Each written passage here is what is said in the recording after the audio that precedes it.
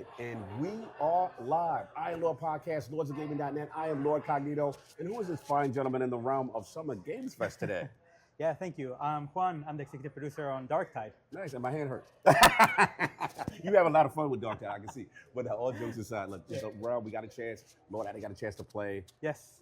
Absolutely hilarious and phenomenal looking game. Awesome. So let's talk about it. Tell us, for anyone that's living under a rock, what is the game about? What's the content? What's the premise?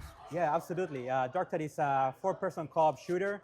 You're going to go with your friends, fight the hordes of chaos in the Warhammer 40k universe, and just have a blast, like using your different weapons, your different classes.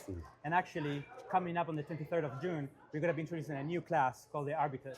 We got to talk about the Arbiter because he looked like Destro.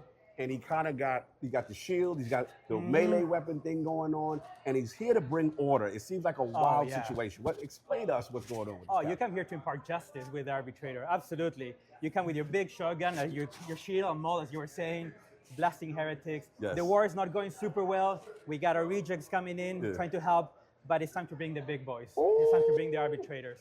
Okay, so we're going 4-player, almost Left 4 Dead-like energy. Absolutely, co-op. Absolutely. Crossplay, give us the whole spiel on this. I mean, like we have the game released on Xbox Series S and X, so it runs on both. We have got it on the Series S? Wow, yes, even Series S, absolutely. We have MS Store, we have Steam, PS5. We have crossplay across all platforms. So if you have your buddies on PS5, you have your game on Steam, you can still play together. And also we have. Every time that we do a release, we release on all platforms at the same time. Nice. So we have parity of content across the board. Across the board. That's which cool. is super important for us. One thing, again, brutal, fun. Oh, yeah. The thing I liked off the top is shield. I see the AoE attacks. We had a dog companion. Yeah. We have a special buddy coming with you. So it's the first class that we have a pet companion with us. Tell about that dog. Yeah, so the dog is a cyber mastiff. It's a cybernetic enhanced dog that is the best companion of your RBTs. It's gonna go in, maul enemies, it's gonna target specials, it's gonna target elites, it's gonna target range enemies. Whatever playstyle you wanna go with your dog, you can customize it. We have a very big and comprehensive skill tree that you can choose the path you wanna take. You wanna be more tactical, you can do that. You have your AoE mine. Right. You have your dog. Oh, yeah, I want the dog to focus more on range enemies. You can do that, right? Right. And if that's not enough for you, you can also always give orders to the dog. Okay. So you can say, like, target that special enemy, and the dog will come and attack it for you. That's awesome. What I like it is kind of promotes the diversity of playstyle. Exactly. The thing that's really cool, too, is that you mentioned that during the gameplay playthrough that Alex was going through, is a kind of robust skill tree system in terms of like play style and build crafting. Can you tell us about that? Yeah, absolutely. Like this is something that we introduced in 2023 when we did the class overhaul. We introduced this sort of RPG style skill trees. Like it's around like 80, 90 nodes that you can pick from. So if you want to keep it simple, you can choose like, okay, I'm gonna go the left side. It has a very specific style. Middle. You can get like a more well-rounded experience with RBTs. You can go left side, be a bit more like a riot chill police. Got you.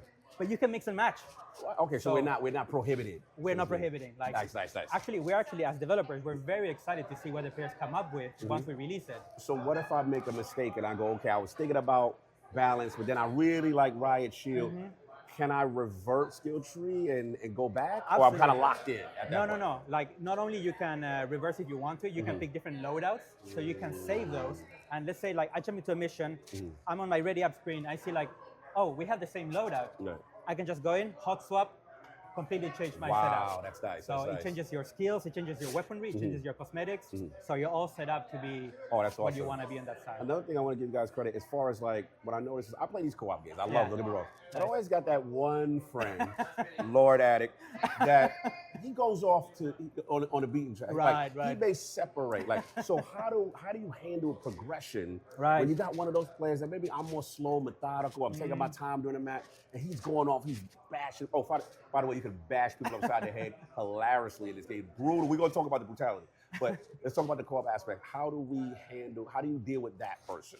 Yeah, so like we have a couple of different ways of handling that. So either we do it by prevention. We have things like trappers that if you go way ahead, we're going to spawn those. They're going to trap you with a net, and you're going to have to wait for your buddies to come and pick you up.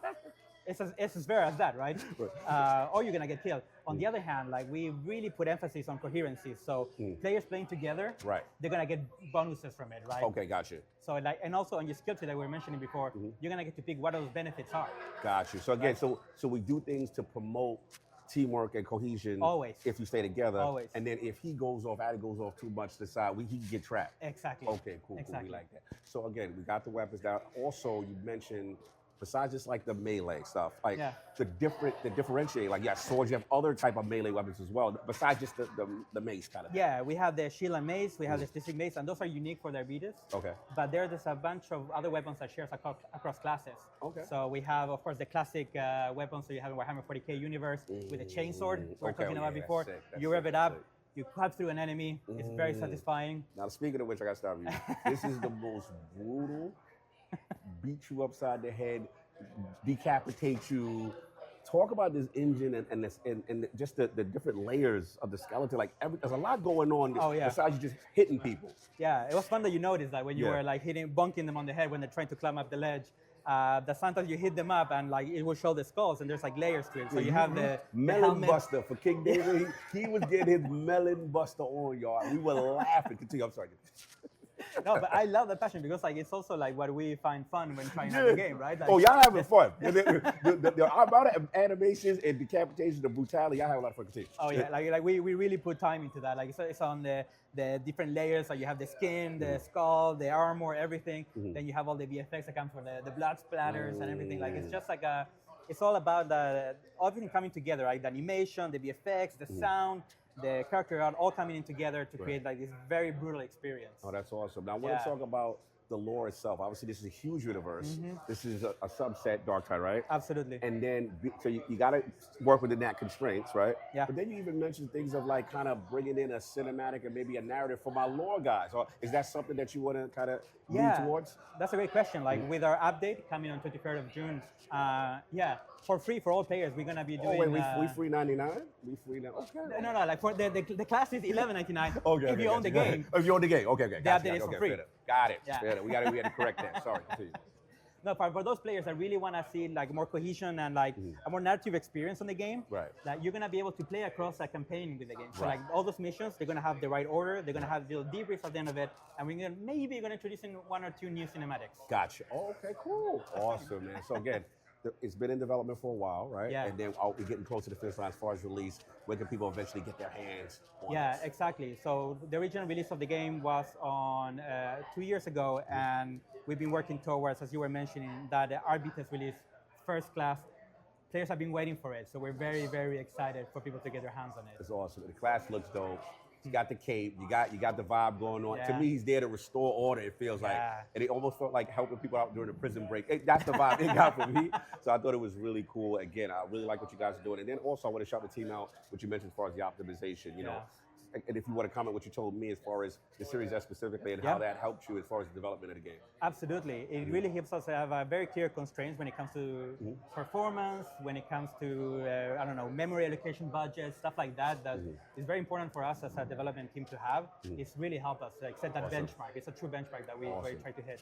Crossplay. Crossplay, across all platforms. Across all platforms. And do we have a date yet, or are we not ready to talk the date yet? We're not ready to talk the date. No, 23 of June, all of this is coming. Okay. All of this, yeah. All right. So, absolute pleasure to have you in the realm.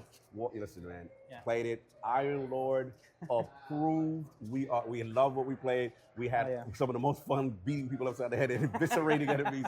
So we can't wait to get our hands on this ILP podcast in the realm of the realm. And we got something going on with candies that we're going to take a look. Oh, we're going to try. Oh, I guess we are going to try. So this is the this is Fat Shark. This is the studio. Yeah. We're doing. You know what I'm saying? Okay, this is the name right here. So. Yeah.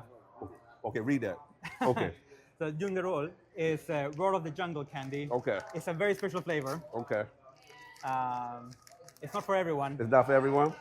So this is jungle candy. I hope I'm not gonna pass out having it. Let's see how much you like the Roar of the Jungle. Oh wow. Okay. This is something different. Hey, that's a brave reaction. Yeah. That's a brave reaction. Well, you heard it here first from Fat Shark. Salute to them. Again, absolute pleasure. Thank you so much for having me in the round, Lord. Absolutely. Iron Lord Podcast approved. Thank you, everyone.